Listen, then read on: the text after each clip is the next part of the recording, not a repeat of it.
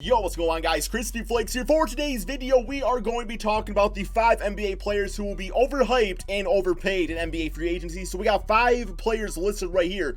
So what I'm going to do is we're going to go through the players on the list, and then I'm going to be hopping back and forth between this and NBA 2K19. It's like some bitch-ass magic up in here. And so we can talk a bit more about this. I'm going to give you guys my opinion. If I think this player in particular is going to be like overpaid or anything like that, or kind of like what team they should go to, if the team they're currently on should re-sign them, all that good stuff out there. So if you guys can do me a quick favor and please drop a like on this video, it would be greatly appreciated. I'm a little like emotionally distraught right now because I just watched all 3 Toy Story movies, getting ready for Toy Story 4, man. And let me see, spoiler alert. Actually, no spoilers. If you haven't seen it anyway, bro, it's your fault, man. Toy Story 3 came out in 2010, man. Such a sad ending, man. It just gets you right in the feels every single freaking time, man.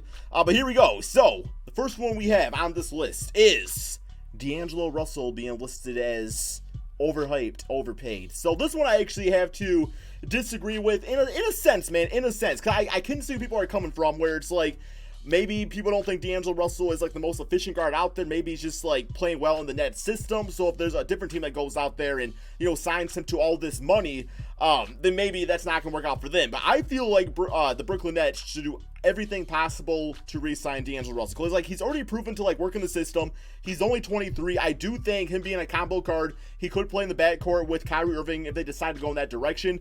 But look at the season, man. Every single season he has improved as a basketball player. For me, if you're teachable, then I'm all in. I'm all in on you pretty much. So yeah, 21 points last season, 4 rebounds. This is what I love the most. 7 assists. Every single season, his playmaking has improved drastically. I remember back when we played at Ohio State, his passing, man, like, it was great, man. So if he can like get back and be that type of point guard, which it looks like he is, that's gonna be big time. The defense, you know, this season right here, the 2017-2018 season, he only averaged like 28 minutes per game, if that. On the team didn't really play a ton of games either.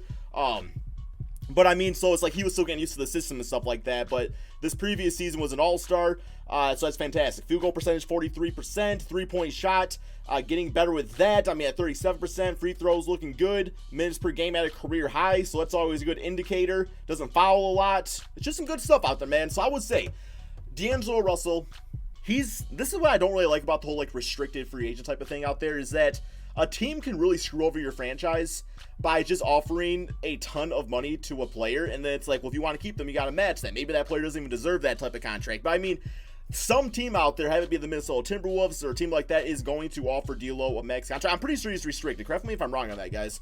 But regardless, I do think it's going to take a max contract to get D'Lo on the team, because even if he's not restricted and he wants to come back to the Nets, but the Nets don't offer him the max, and then a different team does, he's of course going to take the max contract, because why wouldn't you, man? I mean, it's a business here in the NBA. So yeah, he's going to end up getting a max contract, which is an overpay. It doesn't mean he's overhyped, but it is an overpay just because, you know, the max contracts are meant for the big-time elite players like the Stephen Currys, I'm going to say the Russell Westbrooks of the world, the Kyrie Irvings, you know, man? So D'Lo definitely has potential to go up that next step. I'm just wondering how many seasons it's going to be and kind of where that ceiling kind of ends for him, right, man? Like, what do you got? You guys let me know in the comment section below. Like, give me, because he's only 23, give me prime DAngelo Russell stat line. Let me know what that is. Okay, let's move on to the next player, guys. The next player we have right here is Kelly Oubre Jr. Oubre. People always say I say it wrong. Oubre. I always say Oubre. I don't know. Maybe it's just a Michigan thing, or maybe it's just a dumbass thing, and I'm stupid, right? It's, you know, either or, man. I have a speech impediment, okay, bro? I had speech classes growing up. I didn't do too well in them, man. A stupid bitch-ass speech lady, man. She always told me, come step on it. She would always be like, all right, to be an invisible button, she'd be like, come step on this button and say la, la, la, and I always feel like stupid doing it. So I wouldn't do it, and then I had to find a new speech lady. It was a whole drama thing going on in the family, and just, Oubre. Kelly Oubre.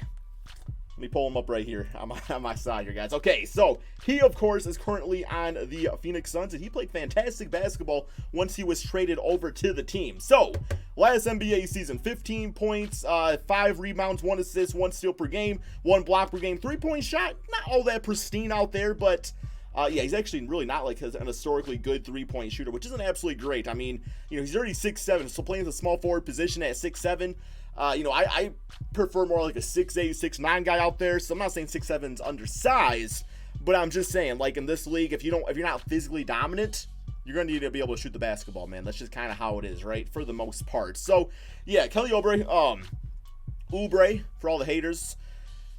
How much money did it pay this guy right here?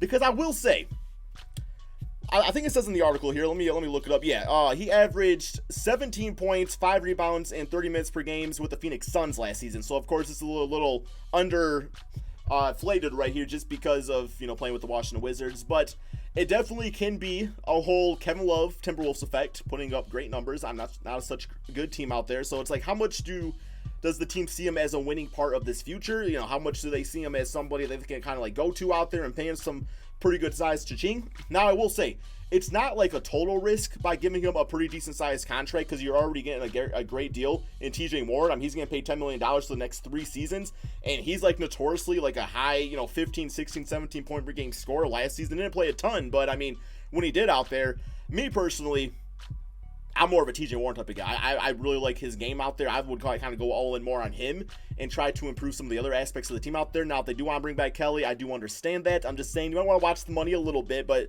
by getting TJ on such a good contract, you can overpay a little bit for Kelly and kind of hope he pans out and continues to be that 17 point per game scorer. So I think they're in a pretty good situation when it comes to that position. Plus, of course, they got some trade value with Josh Jackson. So yeah, man, it's just a matter of, does TJ come off the bench? Does he play the 4 spot? I think he's somebody that should be starting out this team. And then it's like, Kelly, do you start him? Is he the 6th man? Because if he's your 6th man, you don't want to pay him too much money. I don't know what's going to happen with him whatsoever, but it's going to be interesting to watch. I just hope he doesn't get absolutely overpaid. Okay, next up on the list right here, we have Nikola Vucevic. This one is actually extremely interesting to talk about. So let's pull him up right here. There's already a few teams that are interested in Vucevic. And he was, of course, an all-star last season. His averages was 21 points, 12 rebounds, 4 assists, 1 steal, 1 blocks per game. I mean, he was the reason that the Orlando Magic made it to the NBA playoffs. Now, I will say, though, man, think about it in this circumstance, because he's been with the Magic for the majority of his career. Rookie season, played for the Philadelphia 76ers, but has been part of the Orlando Magic organization since 2012. So put yourself in a situation, man. You're with a company, and when you start off with that company, yeah, you're decent out there. You're a nice player. But then it's like, over time, you get more used to the system, you get more used to the system, you start becoming a better employee out there, and it's like, yeah, eventually you just know the system like the back of your hand. Now, if you go ahead and switch to a completely different company out there, some of the systems are going to be different, some of the other, other aspects of the organization is going to be different. So it's like, Vucevic, is he a system player that's really nice in this Orlando Magic system? Like, does he have room to put up these numbers somewhere else?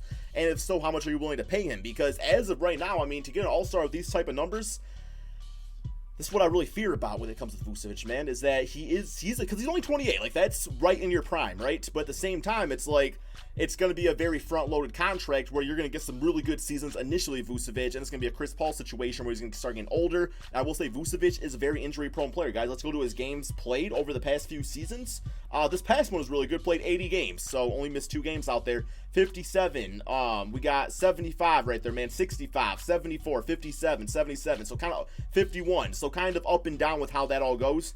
So it's like, health, being a 7-footer, I mean, that's something really to think about as they get later in their NBA career. Now, as far as teams that could really use Vucevic, though, I mean, the Magic, if they brought him back, I would not totally hate it, because like I said, you're keeping a guy that already knows your system. You trade Bamba out there. We don't even know what Bamba's going to be, right? He's got some sort of trade value, so you can get something pretty decent for him at this point, man, just based off the potential and teams wanting that guy with a 7'10" wingspan or whatever crazy thing that is. But I mean, I've heard talks of Vucevic over to the Sacramento Kings. And that fit, I actually do like a lot, guys. Leave a like on this video if you want a rebuild of that, by the way. I'm going to do it eventually anyway, because I already got a thumbnail for it. But yeah, I really like him on the Kings. I feel like on this Kings team, it's still, this team still has, De'Aaron Fox, Buddy Hield, Marvin Bagley out there. They are looking for a replacement with Willie Cauley-Stein. I feel like Vucevic does not make this team a contender, but they're not that yet anyway, but they're going to make them competitive, and I do think that team could potentially get to the playoffs. So it's like De'Aaron Fox, Marvin Bagley is getting that experience at a young age. By the time Vucevic's contract's up, these guys are both entering their prime. They're good to go. So I really do like that just from a experience standpoint. I think experience is a big time thing when it comes to the NBA. So I like that a lot. I've also heard talks of him going to the Dallas Mavericks. I mean, him and Kristaps Porzingis would be interesting with Luka Doncic out there. It would be interesting. I think like the Kings fit the best though. But if he stays on the Magic, not totally going to hate on that either. All right, next up. That's 3 out of 5. Next up, we have Kemba Walker. Oh, man, Kemba Walker, what exactly do you do with him? Because this is kind of the dilemma with Kemba. Let's look at his stats from last season, by the way. Best season yet was an all-star, 26 points, 4 rebounds, 6 assists, 1 steal per game. Field goal percentage, 43%. He does shoot a lot. Why wouldn't you? You're Kemba Walker on the Charlotte Hornets.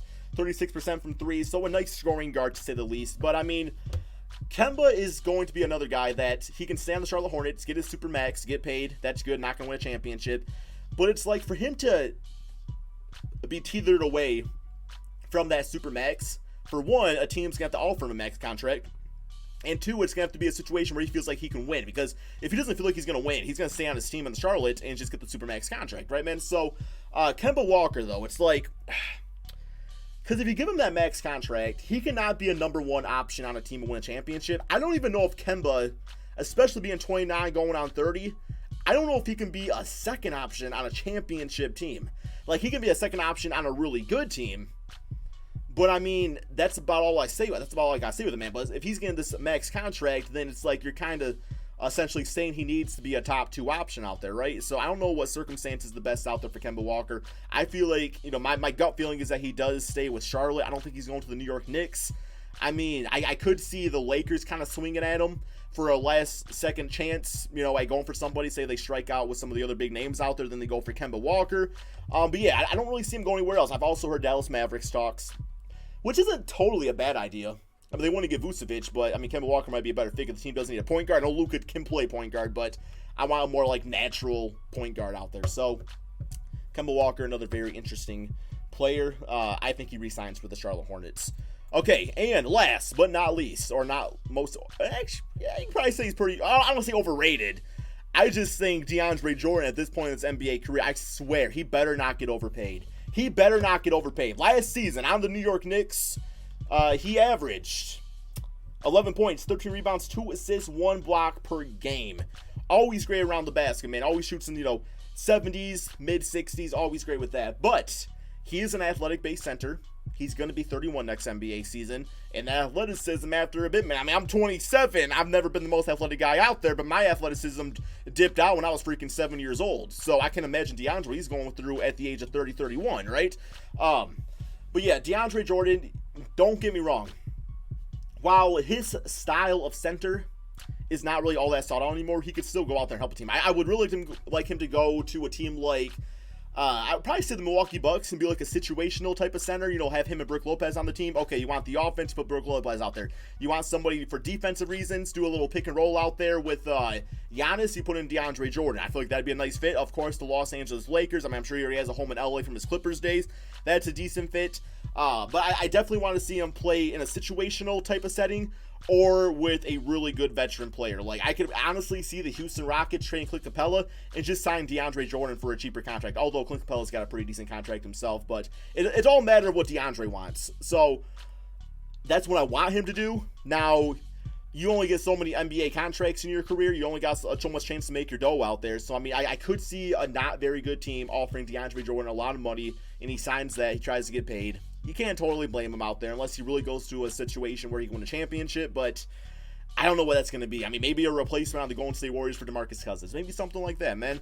But yeah, that is going to be the end of this video. Guys, leave a like on this video. Let me know in the comment section below if you like this style where I'm kind of going like back and forth between the PlayStation and also the, the screen right here. I think it's a lot of fun to do. As always, the link to the article will be posted in the description below. Thank you all so much for watching, and peace out, my friends.